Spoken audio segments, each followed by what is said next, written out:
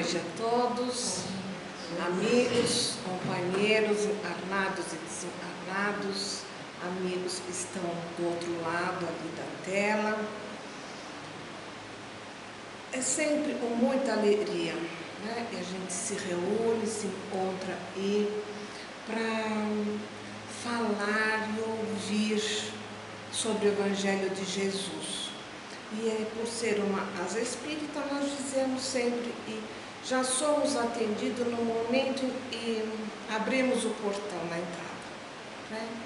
Ali os nossos anjos de guarda, né? Os nossos mentores já começam um trabalho de apoio, de ajuste, de ajuda, né? E nós sentimos e nós vamos serenando as nossas emoções, os nossos corações. Então, um trabalho espiritual, um trabalho de cura espiritual já começa lá na entrada, né? Aí nós nos encontramos aí com pessoas queridas, trazemos água para fluidificar, assistimos a palestra, recebemos o passe magnético.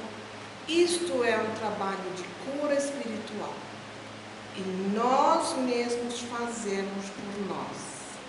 Se nós não tomarmos essa iniciativa de vir, não tem como os espíritos nos ajudarem, não é? E para a nossa palestra de hoje, eu peço então que fechemos os olhos para fazermos a prece de abertura, rogando ao Pai Criador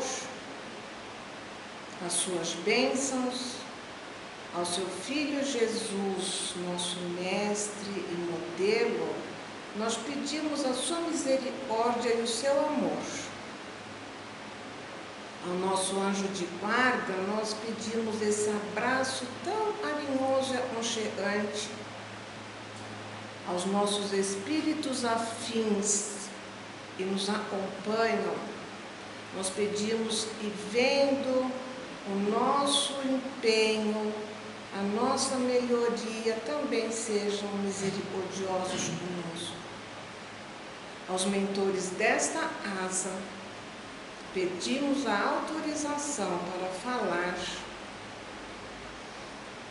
tentar transmitir a boa nova de Jesus. E assim, então, Pai, com as suas bênçãos, pedimos a permissão para dar por início a nossa palestra desta noite. Que assim seja, graças a Deus. E aí, meus irmãos, hoje eu quero falar especificamente de um capítulo do Evangelho segundo o Espiritismo, e é bem-aventurado os puros de coração. Eu vou ler o que Mateus falou. Mateus falou assim: bem-aventurados os puros de coração, porque eles verão a Deus. Ponto. Aí Kardec vem nos falar sobre pecado e adultério por pensamento. E é essa a importância de nós refletirmos hoje. Então, Kardec fala assim,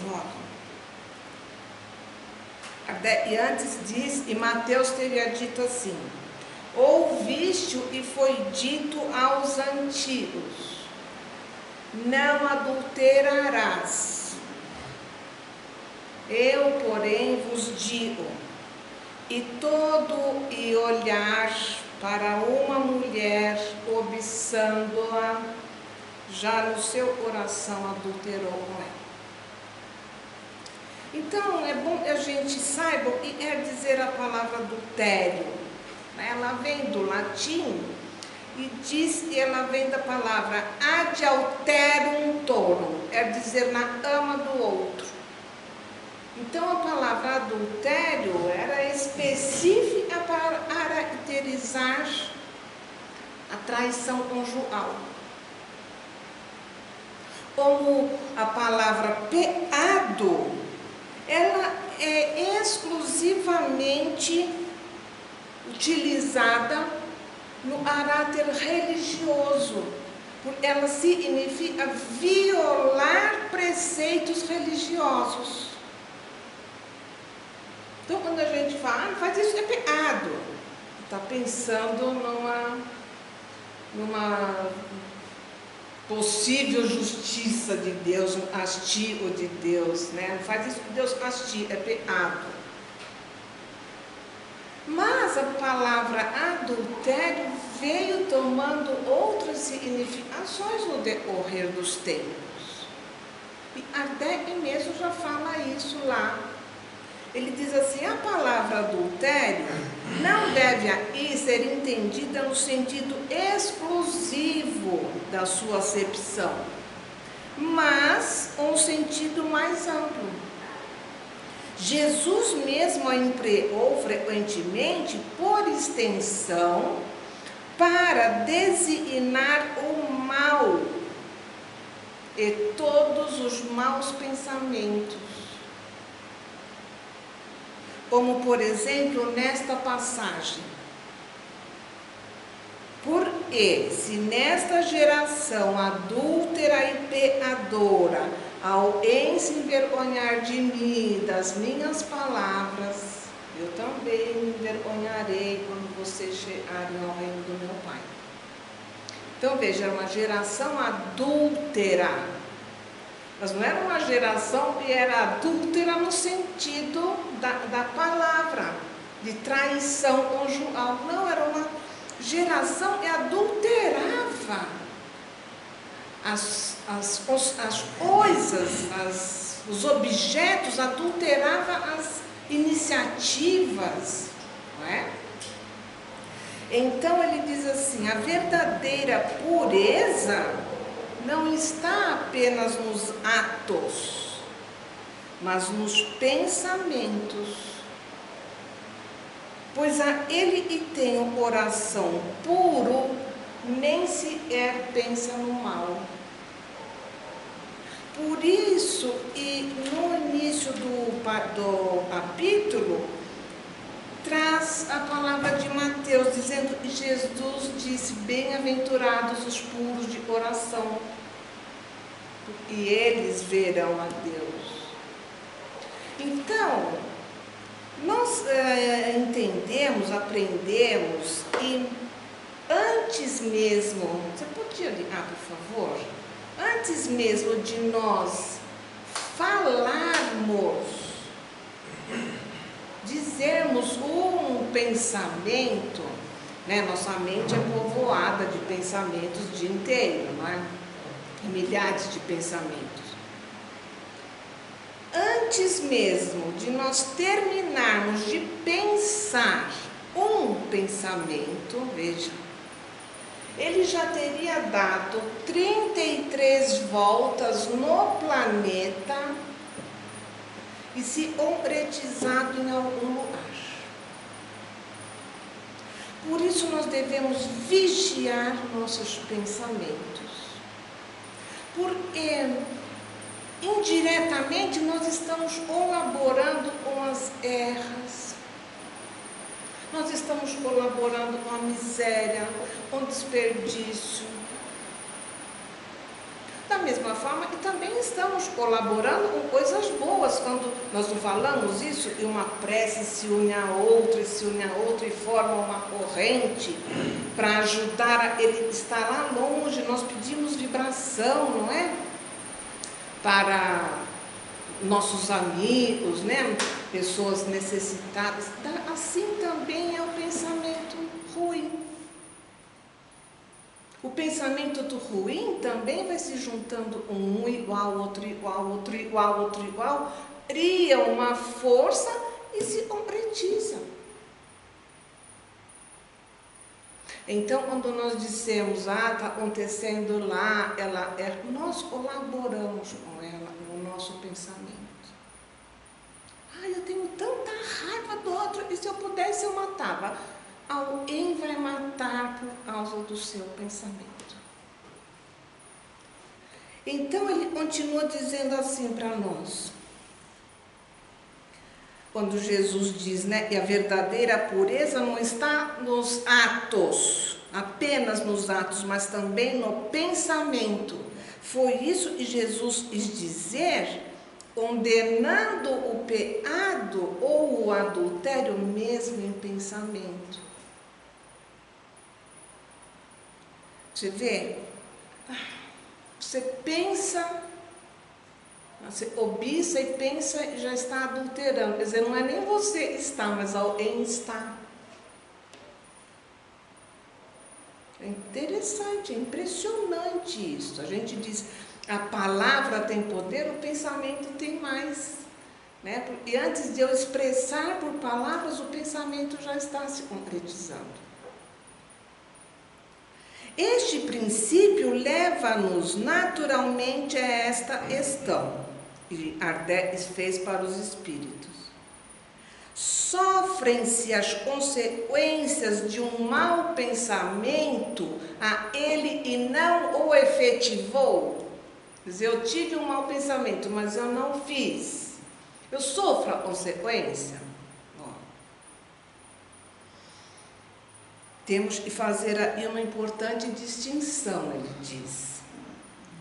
À medida em que a alma comprometida no mau caminho avança na vida espiritual, ela vai se esclarecendo pouco a pouco e se liberta das imperfeições. Vocês conseguem perceber, e hoje, diferentemente de ontem, nós já não pensamos tanta coisa ruim como pensávamos? Não é? Parece que se instalou um filtro. Então, olha, à medida em que a alma caminha no sentido da evolução espiritual, vai adquirindo, a gente fala, a consciência. Está na nossa consciência o sentido do bem e do mal, não é?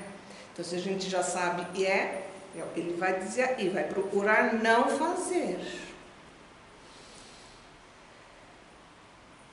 Todo mau pensamento é, então, resultado da imperfeição da alma. Percebem? Aí a gente já consegue até perdoar o outro porque ele teve uma má conduta, resultado de um mau pensamento. Você fala, puxa vida, né? Ele ainda está num grau de evolução diferente do meu. E já consigo ver que isto é ruim, ele ainda não.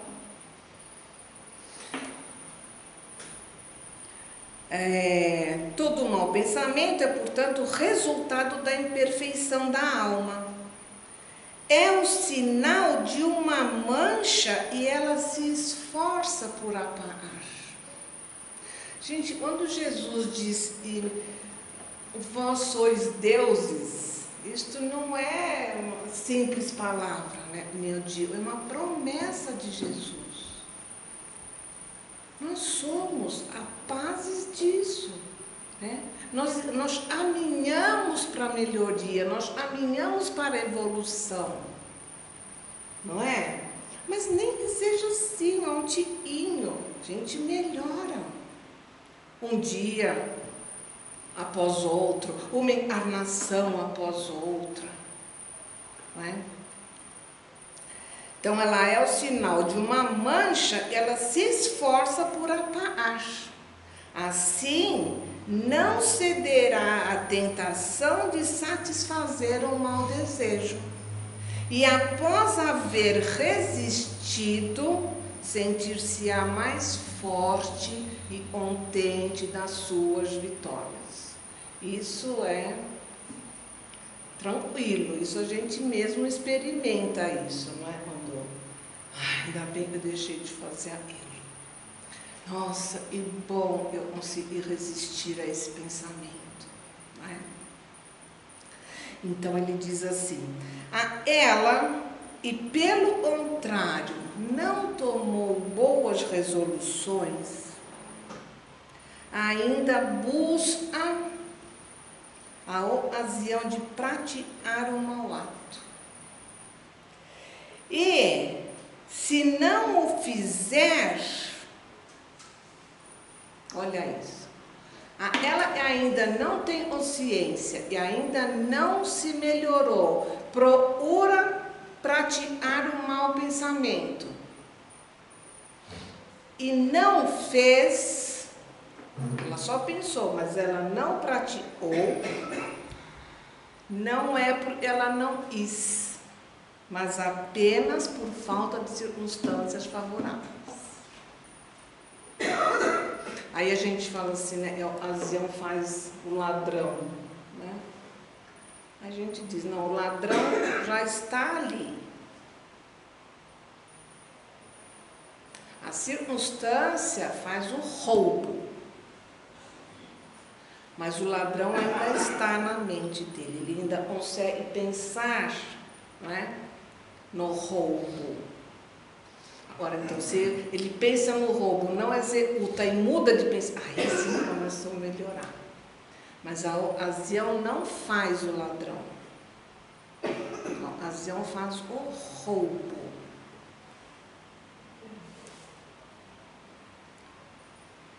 Então, olha, vou repetir. Aquela alma que, pelo contrário, não tomou boas resoluções, ainda busca ocasião de praticar um mau ato, e se não o fizer, não será por não querer, mas apenas por falta das circunstâncias favoráveis.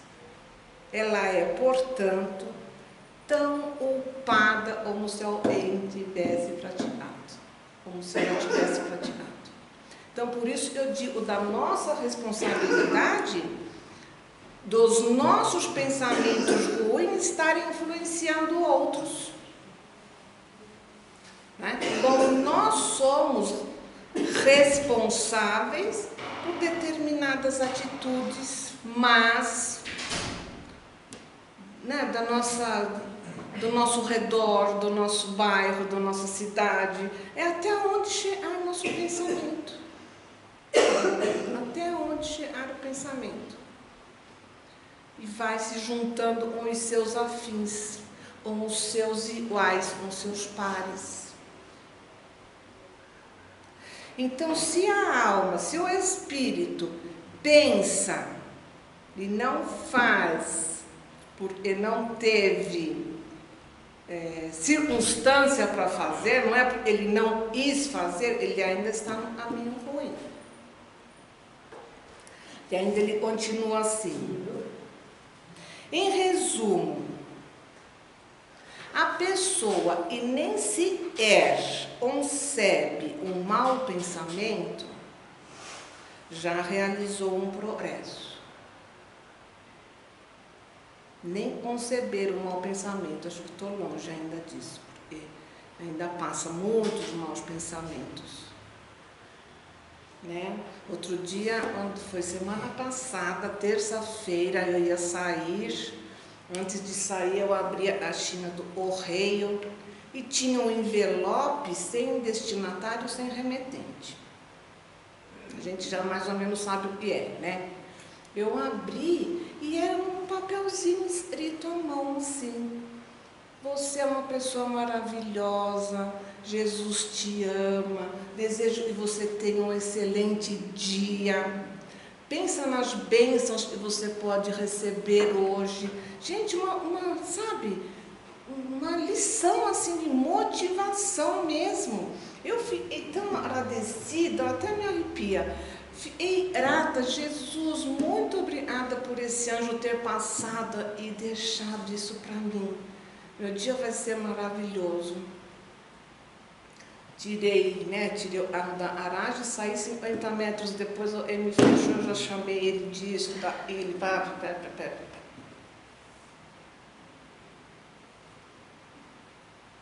Então ainda passam sim os maus pensamentos. Parece que dura muito pouco em mim, pelo menos, né? Essa vibração boa, essa energia salutar. Meu desafio tem sido ainda assim. Então, ele diz assim, em resumo, a pessoa e nem sequer concebe um mau pensamento já realizou um progresso. Ela e ainda tem este pensamento, mas repele, está em vias de realizar o progresso. Agora pensa quantas centenas de pensamentos a gente tem por dia. E por fim, ela que tem ainda pensamento mau e se compraz naquilo, ainda está sob toda a força do mal. O que nós temos recebido com maior frequência nas nossas vidas ultimamente, né? Através de toda a mídia, né? A gente pode até dizer, não é um mau pensamento, mas é um pensamento de competição, é um pensamento de puxar o tapete do outro, é um pensamento de empurrar o outro a entrar primeiro no metrô, eu vou fazer para ir. Não, gente, parece que não é, mas ainda é. Né? Você está andando lá no trânsito, aí lá longe já vejo eles, meninos que vêm para limpar o para-brisa, eu já fecho a janela e já demoro para chegar lá.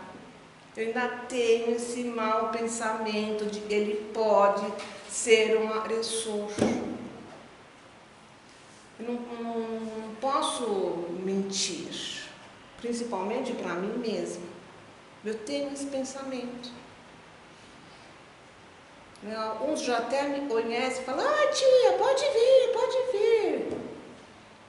Eu falo, não quero e limpa.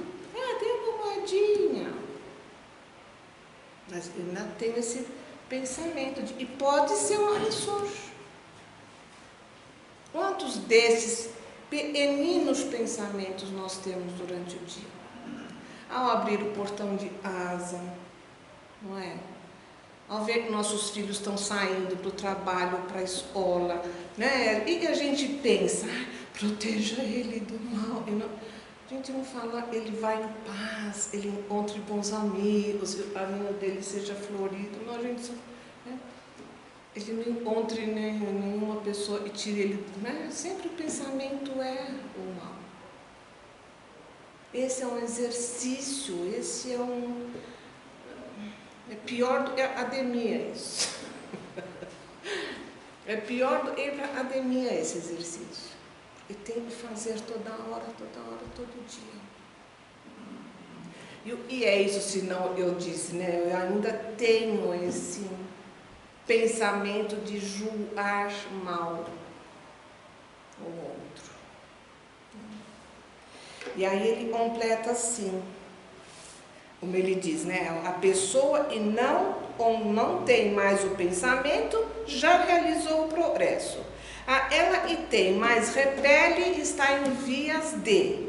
E ela que tem o pensamento e nele se agrada, essa está sob toda a força do mal. Na primeira, o trabalho já está feito.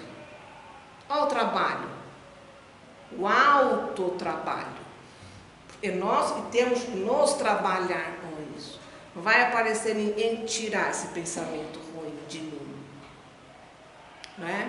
Não tem, infelizmente não tem. É eu que devo me trabalhar dia a dia, hora a hora, para sair disso aí, para me melhorar. A gente fala na melhora moral da humanidade. Né? Então a primeira já tem o trabalho feito. Nas outras duas, o trabalho ainda está por fazer. Deus, que é justo, leva em conta todas essas diferenças, graças a Deus, na responsabilidade dos atos e dos pensamentos do homem. Então, ele é o pecado aí. Eu estou peando quando eu tenho este mau pensamento. Se eu pensar e Deus vai me hastear, eu estou peando. Agora, e como ele diz, Deus é justo e sabe as diferenças, então eu penso, ele deve pôr na balança. Ah, a Cecília tem esse mau pensamento, mas ela também tem esse bom. Então vamos balançar um pouquinho aí. Vamos esperar, ela vai melhorar. E a gente vai, cada dia, procurando se melhorar. E eu particularmente faço, identificando isso primeiro. E não negando mais. Sabe, é assumir e ter. É se arrepender por ter. É sofrer por ter. Porque isso dá uma sensação ruim. E depois procurar reparar. Então eu peço, e meu anjo de guarda, e Jesus me dê a cada dia uma oportunidade de fazer alguma coisa boa. E nem na prova, por exemplo, antigamente era assim, para cada 3 respostas certas, anulava uma errada. Não sei se ainda tem esse critério hoje, né? Então, conceda, Senhor, a oportunidade de fazer alguma coisa boa. Não é para os meus, não, para qualquer. Até para um bicho, até para uma planta. Quem sabe assim eu vou anulando os ruins e me reformando. E não é milagre, não é por milagre, é por trabalho. Então é esse o convite que eu queria fazer para vocês hoje, de pensarmos na força que tem o nosso pensamento, na potencialidade que é o nosso pensamento, de na medida do possível irmos transformando um pensamento mau para um pensamento bom, negativo para um positivo. Tinha um amigo nosso na fábrica onde eu trabalhava, um japonês, ele falava assim: quando entrar no ônibus, pensa assim, todo mundo me ama, todo mundo me ama, todo mundo... Vai pensando isso. Quando você menos espera, abre um lugar para você sentar. Isso quando o metrô ainda era, né? Era ônibus mesmo. Pensa assim, todo mundo me ama. Você vê? É a força do pensamento. Uma hora a gente não leva isso em conta, a hora na velhice a gente vai lembrando e não fizemos tanto isso antes. Então meu convite é esse, para pensarmos sobre a força do nosso pensamento, o poder que tem o nosso pensamento, como precisamos refazer em nós essas questões do mal pensar e do bem pensar, né? Para um dia a gente poder estar em lugar melhor, né? Em situações melhores, né? Porque só o semelhante se atrai, né? Então eu agradeço a presença de todos, a atenção de todos e peço para fazermos nossa oração para encerrar a nossa palestra desta noite. E assim, Senhor Jesus, tendo ouvido um pouco dos seus ensinamentos nesta noite, peço que conceda a mim e a todos que estão nos acompanhando a oportunidade da reflexão, da compreensão, da tomada da consciência e, ao final, da prática do exercício das suas palavras. Não temos outro caminho, sabemos que ninguém chegará ao Pai se não for através de vós. E vós sois o caminho do bem, o caminho do bom, o caminho da alegria. Então, é ir pelo caminho de Jesus.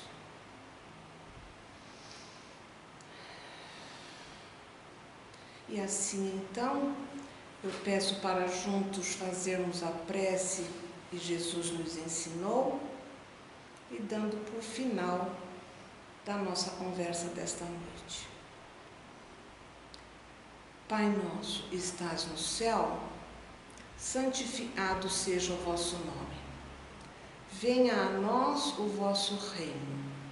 Seja feita a vossa vontade, assim na terra como no céu. O pão nosso de cada dia nos dai hoje.